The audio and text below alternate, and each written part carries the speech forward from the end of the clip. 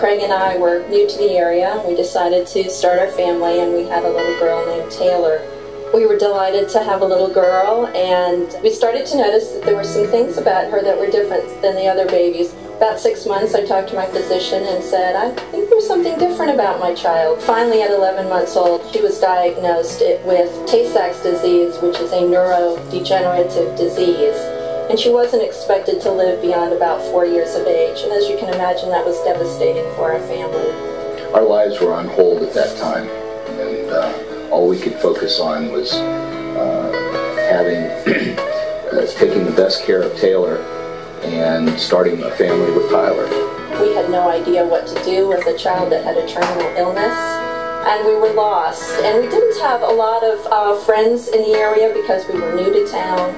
We both had very active careers, and so we felt very isolated, and we tried to think, who should we reach out to? Several friends and physicians said you might want to touch base with hospice. And I always thought that you didn't go to hospice until you were at the very end of life, the last 6 months of life. And I learned that we have a very unique hospice here in Greensboro. And we learned this by meeting with families all across the country, and we would share experiences and talk about what our hospice was providing for us. And we learned that most people who had children with our disease or similar diseases did not get any support from hospice. In fact, they didn't know how to care for children, and if they did, they wouldn't accept the child until the last 6 months of life. But our hospice embraced us immediately. The program was called Kids Path, and we learned that it was very unique for the United States. And we immediately had a nurse that was assigned to us. We had the option of working with a chaplain. We were put in contact with other programs in the community that would provide financial support, would provide physical therapy support, and we just found that our hospice was very receptive to us, and we felt very fortunate. I was a corporate pilot in those days, and I would be gone for 4 or 5 days at a time, and sometimes up to 2 weeks to 10 days. And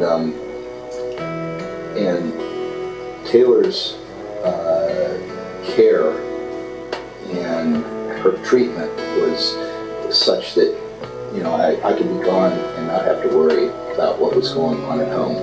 And as Taylor's disease progressed, of course we saw hospice a lot more, but I wondered at the very beginning why we saw hospice so much, because we really didn't need that much help early on in her illness. And finally the hospice nurse explained to me that they wanted to really get to know us and Taylor, so that when we were at a critical stage with her illness, they would feel that they were part of our family, which they certainly were, and that they would know how to best advise us. All of the decisions that we made on her care, hospice was involved, and we would have meetings sometimes and get the certified nursing assistants together. Sue Shabarazzi, who was our nurse at that time, would come, and we would all talk and think through the best way to care for her. And the funny thing about Sue Shabarazzi was at that time, when we first met Sue, she came out to the house and then she got promoted. And we were assigned a different nurse, and I already had in my mind that my nurse was Sue Shabarazzi. So I called hospice back and I said, you switched nurses on me. I thought I was going to have Sue Shabarazzi. And so actually hospice did allow Sue to continue working with us, even though she had been promoted and she was going to be doing different things. So it just seemed to me like hospice worked in every way they could to accommodate us.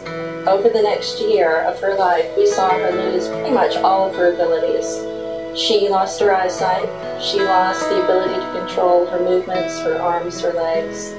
Her sucking and swallowing abilities were greatly diminished, and so she never said mom or dad. She really never said a word. One of the things that helped get me through was the planning of a boat. And we happened to name the boat Little Miss Magic after a little Jimmy Buffett song.